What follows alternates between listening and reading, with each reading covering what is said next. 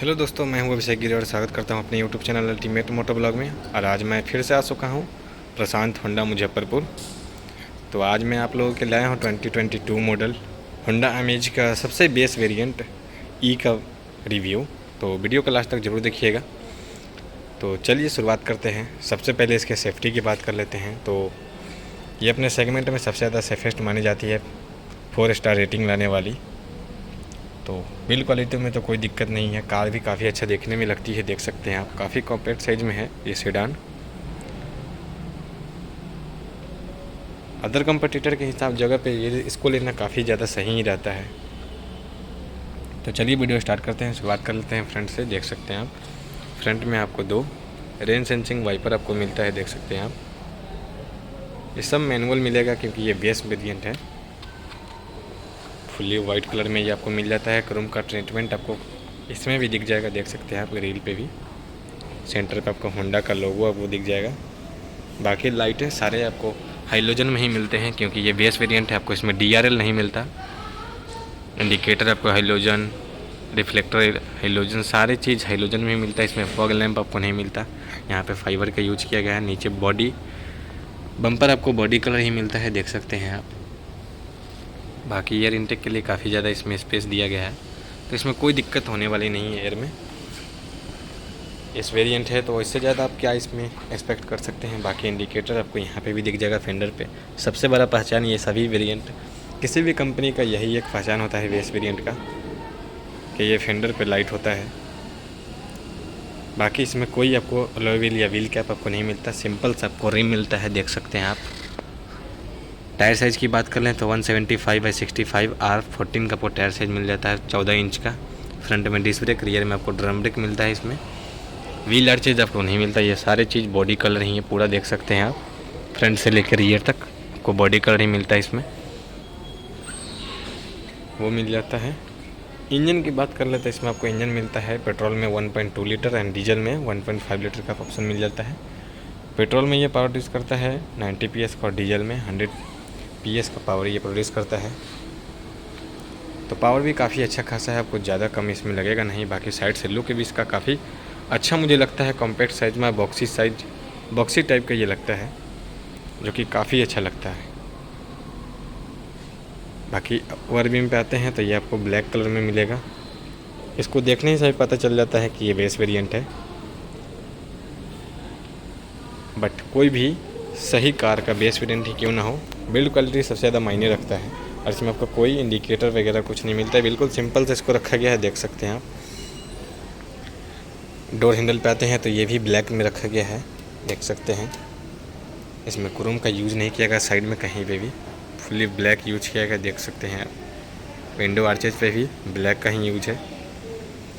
तो ये रहा ओवरऑल साइड का व्यू। अब चलते हैं इसके रियर में, वहाँ पे देख लेते हैं आपको क्या क्या चीज़ें रियर में मिल रही है, वो हम देख लेते हैं। तो रियर का व्यू ये रहा, आप देख सकते हैं। काफ़ी अच्छा ये लगता है, प्रीमियम फील देता है ये कार रोड पर जब चलती है। रोड प्रेजेंस भी इसका काफ़ी सही है।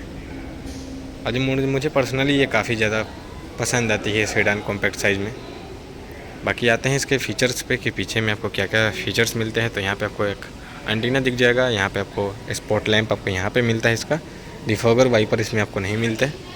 बाकी सेंटर में आपको होंडा का लोगो, यहाँ पे अमेज की बैजिंग, और पूरा नॉर्मल आपको लाइट मिलता है, halogen setup, indicator, brake light, ये सारी चीज़।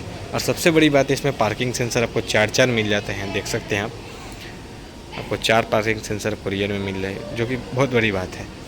यहाँ पे आईवी टेक का बैजिंग आपको दिख जाएगा। होंडा का सबसे बड़ा पहचान ये रहता है इसके सभी कारों में। बाकी नीचे आते हैं तो आपको ग्राउंड क्लियरेंस भी काफ़ी अच्छा खासा आपको मिल जाता है। सिंगल बैरेज एग्जॉस्ट मिल जाता है। यहाँ पर टोइंग हुक आपको मिल जाता है, रियर में भी देख सकते हैं आप मिल जाता है।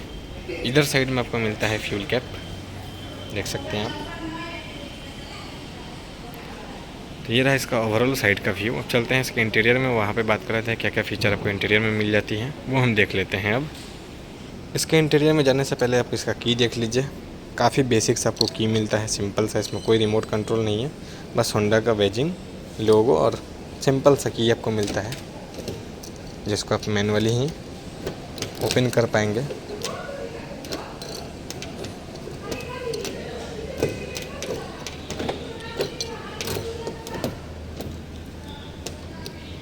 चलिए जाते हैं इसके इंटीरियर पे। देख सकते हैं आपको ज़्यादातर इसमें बेज कलर ही दिखेगा।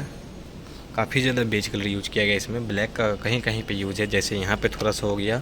और इंटीरियर में डैशबोर्ड पे आपको थोड़ा सा इसमें ब्लैक यूज दिखेगा, बाकी सारे जगह आपको बेज ही कलर आपको ज़्यादा दिखाई देंगे।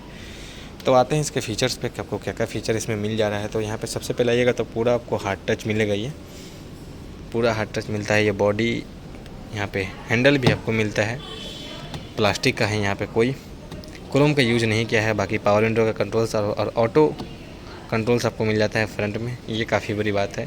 यहाँ पे ओवरव्हीम का कंट्रोल्स आपको लॉकिंग का मिल जाता है, यहाँ पे ओवरव्हीम का कंट्रोल नहीं मिलता, ये मैनुअल ही आप हाथों से आपको एडजस्ट करना पड़ेगा इसको।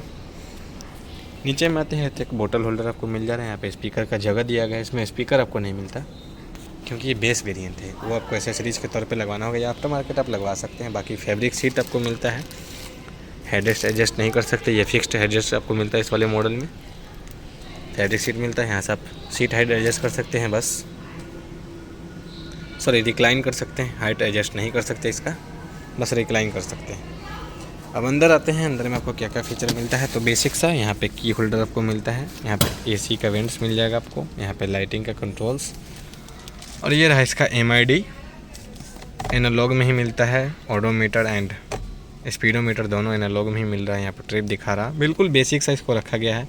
बाकी स्टीयरिंग भी सिंपल सा है, 2 एयरबैग आपको मिलते हैं और स्टीयरिंग पे कोई कंट्रोल्स आपको नहीं मिलता क्योंकि ये बेस वेरिएंट है। यहाँ पे लाइटिंग का कंट्रोल्स आपको मिल जाता है राइट साइड, और लेफ़्ट साइड में आपको वाइपर का कंट्रोल्स दिख जाएगा, यहाँ पे वो मिल जाता है। बाकी यहाँ पे म्यूजिक सिस्टम के लिए स्पेस दिया गया है, आप अपने हिसाब से बड़ा सा लगवा सकते हैं या छोटा कोई भी लगवा सकते हैं आप अपने हिसाब से, वो मिल जाता है। AC का कंट्रोल्स यहाँ पे मिल जाता है मैनुअली। यहाँ पे 12 वोल्ट का चार्जिंग सॉकेट आपको दिख जाएगा, देख सकते हैं आप, वो मिल जाता है। 2 कप होल्डर आपको मिल जाता है यहीं पे। 5 स्पीड मैनुअल ट्रांसमिशन आपको मिल जाता है इसमें, हैंड ब्रेक, और फ्रंट में कोई आपको हैंड रेस्ट आपको नहीं मिलता। सबसे इसमें कॉस्ट कटिंग तो है क्योंकि ये बेस मॉडल है। और यहाँ पे एक बोतल होल्डर आपको मिल जाता है जो कि काफ़ी सही है, यूजेबल है। आते हैं ग्लो बॉक्स में, तो ग्लो बॉक्स एरिया आपको काफ़ी ज़्यादा मिलता है इसमें, बिग साइज़ का, देख सकते हैं आप। ऊपर में आते हैं तो यहाँ पे नॉर्मल आपको धूप से बचने के लिए, प्रोटेक्ट करने के लिए दिया गया है, बाकी कुछ नहीं। इसमें वैनिटी मिरर आपको नहीं मिलता है। ग्रैब हैंडल आपको मिल जाता है साइड में। ORVM भी मैनुअल है आपका, देख सकते हैं आप। ड्राइवर साइड आते हैं तो यहाँ पे भी बस टिकट होल्डर है और कुछ नहीं है। तो ही रहा ओवरऑल फ्रंट का व्यू। अब चलते हैं इसका रियर से पे, वहाँ पे देख लेते हैं आपको क्या क्या फीचर रियर में आपको मिल जाते हैं, वो हम देख लेते हैं। तो चलिए चलते हैं इसके रियर में।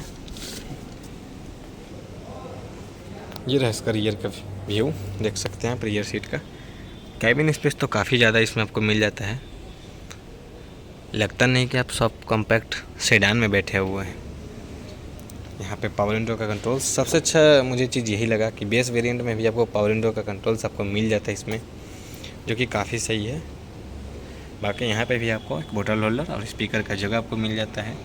अब चलते हैं इसके अंदर और बात करते हैं वहाँ पे आपको क्या क्या चीज़ें मिल रही है और स्पेस कितना ज़्यादा आपको मिल रहा है। तो स्पेस काफ़ी अच्छा आपको मिल रहा है। सबसे बड़ी बात इसमें आपको थाई सपोर्ट आपको काफ़ी अच्छा मिल रहा है इसमें। सेडान के हिसाब से थाई सपोर्ट होना बहुत ज़्यादा ज़रूरी होता है, जो कि इसमें है। काफ़ी अच्छा फील दे रहा है ये। लेग रूम भी काफ़ी सही है, सीट थोड़ा ज़्यादा आगे है लेकिन फिर भी लेग रूम आपको काफ़ी अच्छा खासा आपको मिल जाता है। इसमें कोई आपको पेपर होल्डर नहीं मिलता। बाकी यहाँ पे कोई AC वेंट्स भी आपको नहीं मिलता, सिर्फ फ्रंट में ही AC वेंट्स है। एक डोर हैंडल मिल जाता है। सीट हेडरेस्ट भी आपको एडजस्टेबल आपको नहीं मिलता, ये फिक्स्ड ही है। यही सब चीज़ें आपको मिल जाता है इसमें। आपको ABS EBD यही सब सारी चीज़ मिलता है। Seat belt reminder, load limiter, ये सारी चीज़ आपको फीचर मिल जाते हैं सेफ्टी के तौर पे। अब आते हैं हम इसके प्राइस पे, और यहाँ पे उससे पहले आपको दिखा देता हूँ एक लैंप भी आपको मिल जाता है हेलोजन, जो कि सेंटर पे आपको मिलता है, बीच में ना आगे ना पीछे, सेंटर में आपको मिलता है। तो चलिए चलते हैं इसके प्राइस बता देता हूँ मैं आपको। एक शोरूम यहाँ पे कितने पड़ रहा है मुजफ्फरपुर बिहार का, वो प्राइस मैं आपसे शेयर कर देता हूँ और वीडियो को जल्द से जल्द ख़त्म करता हूँ। अगर आपको ये वीडियो अच्छा लगे तो वीडियो को लाइक करिएगा, चैनल को सब्सक्राइब जरूर कर लीजिएगा।